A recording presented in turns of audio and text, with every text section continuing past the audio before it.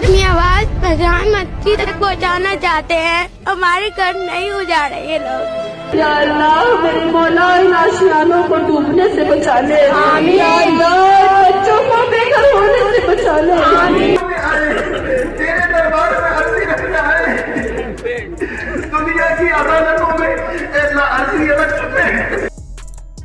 हल्द्वानी में फिलहाल नहीं चलेगा बुलडोजर।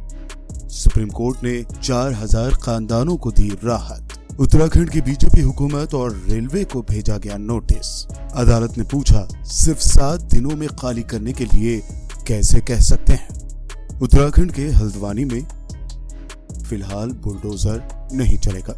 सुप्रीम कोर्ट ने इस पर रोक लगाते हुए नोटिस जारी कर दी है और रेलवे उत्तराखंड हुकूमत से जवाब मांगा है। अदालत ने कहा है कि आप सिर्फ 7 दिनों में खाली करने के लिए कैसे कह सकते हैं। हमें कई प्रैक्टिकल हल तलाश करना होगा। मसले के हल करने का ये तरीका नहीं है। जमीन की नुयत, हुकूक की नुयत, मिल्कियत की नुयत वगैरह से बहुत से जाविये पैदा होते हैं जिनका जायजा लेना चाहिए।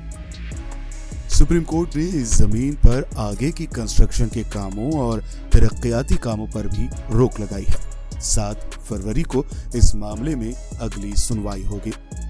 जस्टिस संजय किशन कौल और जस्टिस अभय एस ओक की बेंच ने इस केस की सुनवाई की। दरख्वास्त गुजारों की जानिब से कॉलिन गोंजाल्वेज ने बहस की। उन्होंने हाई कोर्ट के हुक्म के बारे में बताया और कहा कि ये भी साफ नहीं है कि ये जमीन रेलवे की है। हाई कोर्ट के हुक्म में ये भी कहा गया है कि ये रियासती हुकूमत की जमीन है। इस फैसले से हजारों लोग अफेक्टेड होंगे। सुप्रीम कोर्ट ने रेलवे की जानिब से पेश एएसजी ऐश्वर्या भाटी से पूछा कि क्या रेलवे और स्टेट गवर्नमेंट के दरमियान जमीन डिमार्केशन हुई है। वकील ने कहा कि रेलवे के स्पेशल एक्ट के तहत हाई कोर्ट ने कार्रवाई करके इंक्रोचमेंट करने का हुक्म दिया है। एएसजी ऐश्वर्या भाटी ने कहा कि कुछ अपील पेंडिंग है, लेकिन किसी भी मामले में कोई रोक नहीं है। रेलवे की जमीन पर 4365 नाजायज कंस्ट्रक्शंस हैं। अदालत ने कहा कि आप सिर्फ 7 दिनों का वक्त दे रहे हैं और कह रहे हैं कि खाली करो। ये इंसानियत का मामला है। सुप्रीम कोर्ट ने उत्तराखंड हुकूमत से ये भी पूछा कि लोग 50 सालों से रह रहे हैं, उन्हें दोबारा बसाने के लिए भी कोई प्लान होना चाहिए। सुप्रीम कोर्ट ने हुकूमत से कहा कि भले ही ये आपकी जमीन हो, कुछ लोगों ने कहा है कि वो 1947 से पहले से हैं। उन्होंने लीज पर जमीन ली और मकान बनाए, किसी ने नीलामी में खरीदा, उनका क्या होगा। तरक्की की इजाजत दी जानी चाहिए, लेकिन लोग इतने लंबे वक्त तक रुके रहे तो दोबारा बसाने की इजाजत दी जानी चाहिए। आप 7 दिनों में खाली करने के लिए कैसे कह सकते हैं। Supreme Court at the outset said that it is a human rights issue. It is an issue which relates to 50,000 human beings. You cannot tell people who are living here for 50, 60 and 70 years to get away from their place of residence within 7 days. This is completely against the human rights. Secondly, Supreme Court said you cannot remove people from their houses without a scheme for their rehabilitation.